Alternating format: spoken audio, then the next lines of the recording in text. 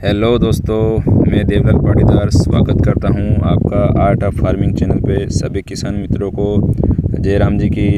ये आज देसी प्याज की प्लांट हो गया है अपना 42 दिन का। ये प्रशांत वैरायटी है और ये करीब 42 दिन से ऊपर का है। इसमें हमने बेसल डोज में दिया था सिंगल सुपर फास्फेट 2 बैग आधा एकड़ में, और साथ में दिया था 25 किलो डीएपी और 4 किलो माइकोराइजा और आधा किलो कार्बनडाजिम मैंकोजेब जो सांप के नाम से आता है वो दिए थे। और साथ में हमने दी थी आधी ट्राली देसी गोबर की खाद सड़ा के, जो कि हमने बेसल डोज में दी थी। उसके बाद हमने रोटावेटर करके क्यारियाँ बना दी और नर्सरी ट्रांसप्लांट करके इसको पिला दिया था। लगभग 20 से 25 दिन होने के बाद हमने इसमें डीएपी और यूरिया मिक्स करके 15-15 किलो दोनों मिक्स करके हमने दिया था। और साथ में ऊपर से स्प्रे किया था हमने रेडोमिल गोल्ड जो मेटालिक्स मैंकोजेब सिजेंटा का आता है, और साथ में 19-19 इसका स्प्रे किया था। और कुछ नहीं दिया है हमने इसमें। और आप देख सकते हैं इसमें प्याज की ग्रोथ अच्छी है। इस साल लोगों के जो हमारे अदर मिलने वाले हैं उनके प्लाट में लगभग 15% 20% पौधे जर्मिनेट ही नहीं हुए, जो रोपाई के बाद वहीं के वहीं रह गए हैं। उनकी नई जड़ें नहीं निकली है, वो सड़ गए हैं।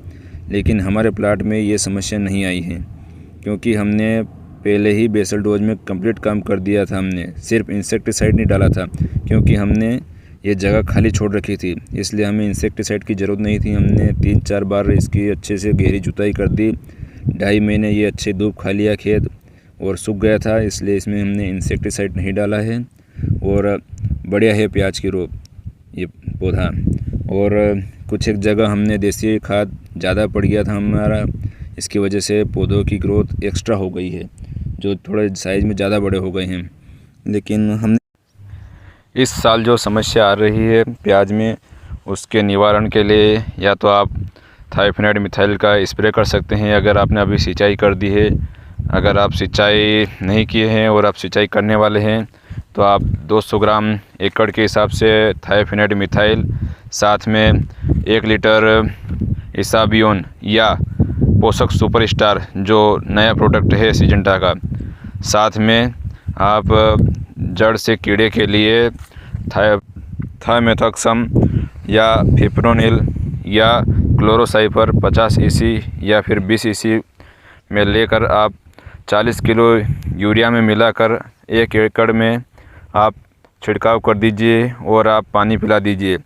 और जब पाँव थमने लगे खेत में, उस समय आप 19-19 का स्प्रे साथ में मेटालिक्स मैंकोजेब का स्प्रे कर दीजिए। साथ में कोई ह्यूमिक एसिड दे सकते हैं।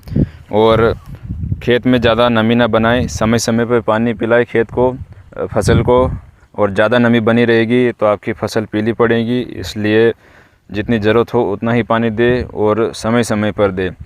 और अगर आपकी फसल ज़्यादा ही समस्या आ रही है तो आप एक्स्ट्रा मतलब 8-8 दिन के अंतराल पे आप फंगीसाइड और इंसेक्टिसाइड और टॉनिक का इस्तेमाल करते रहिए, जिससे आपकी फसल ग्रोथ ले लेगी।